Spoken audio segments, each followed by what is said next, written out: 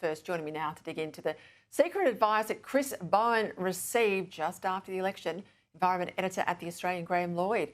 Well, it's heavily redacted. We'll put the document, Graham, up on screen so people can see all the bits and pieces that are crossed out.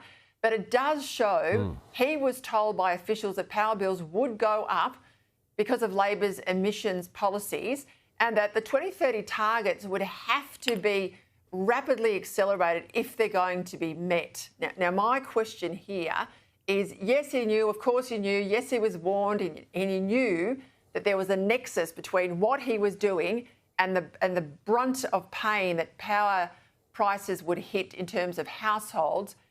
But when they say you're going to have to rapidly increase things to meet the 2030 targets, what does that mean? Are we talking about subsidies maybe? Are we talking about punitive measures on business or on households? What's happening here? Good evening, Peter. I think this is a $64 billion question because, as you say, there's no doubt that Chris Bowen knew exactly what was going on, and what's going on is things are not going at all as they were intended to. Prices are going up, and the new supply and dispatch isn't being deployed. They need to find a way to make that happen, but the evidence is they don't really control that process. So people are not investing in these things for a host of reasons, including they can't control the costs, they can't compete with government subsidised operations, and they can't connect them to the electricity network because the big transmission lines aren't being connected. So I think what we're seeing is a gridlock, which is very bad news for how things go in the future. The government can try and force things, but it simply is not possible for it to pay for everything to happen if there are good reasons why it's not taking place in a commercial sense. Okay, so if we're not meeting the 2030 targets and the, there's a big hike between 2030 to 2035 targets, and you're saying that we can't just keep basically buying our way to meeting these targets, then we are really looking at punitive pain. We are looking at the heavy hand of government saying you can't drive that petrol car anymore, you must drive this EV, or you can't have that sort of business located there, or we must, regardless of what the opposition is, we're going to put that wind farm there or that solar factory over there. I mean, is that seriously where we're headed? Well, I think the most serious thing is we can't afford to run out of electricity. So they need to find a way to solve that problem. And if they don't want to return to gas or coal, they want to go down this track, they're going to have to find a way to build the transmission lines and force wind generation and other things into the marketplace. We're already seeing the groundwork being laid for that with the EPBC reforms, where they will create special classes of projects that won't have to comply, and that is directly aimed at the renewable energy industry. So that's bad news for landholders who are going to be forced to give way to have these things put in place. Talk to me about Tomago, because at the start of the year the government was throwing big subsidies at Tomago to keep the lights on or to keep the business going. Basically, they've now brought forward discussions with their staff saying, look, even with the subsidies, we just don't think we're commercially viable. We are going to have a conversation about exiting the market. Now, you and I both know what these smelters are to our heavy industry in this country. And once you lose Atomico, I think the writing's on the wall for all the others in the same bracket.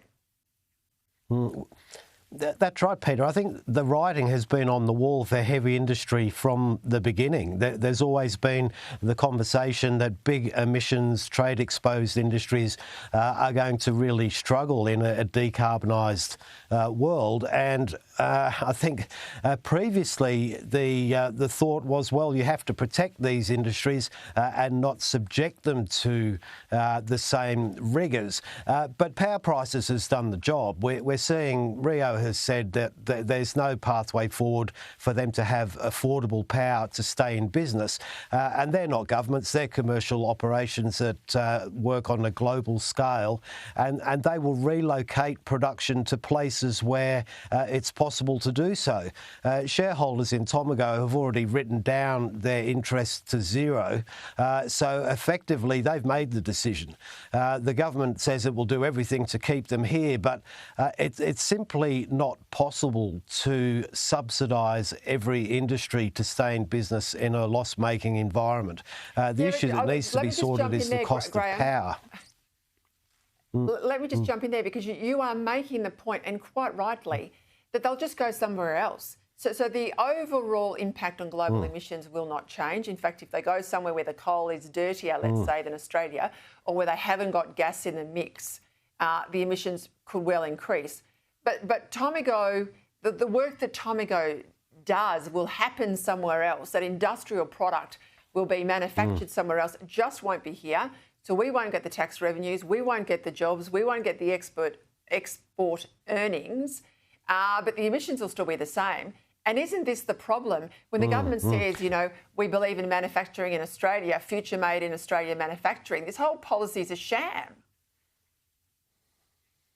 It certainly is, and we're seeing that the industrial processes will move increasingly to China. That is what has been happening, where they control the power prices and availability.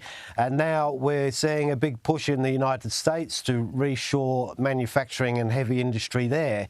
And they benefit from very low energy prices from gas as well. And they're a big consumer market of their own. So Australia, really the only advantage we've had in the past has been cheap energy, which we no longer enjoy. Outside of that, it's difficult to see the reason to do things here. And this has been a slow burn, and it's really coming to a head, not just in aluminium, but in steelmaking and right across the board. And it's difficult to see that there's anything that can be done to head off the inevitable, and it will be for zero results in terms of saving emissions.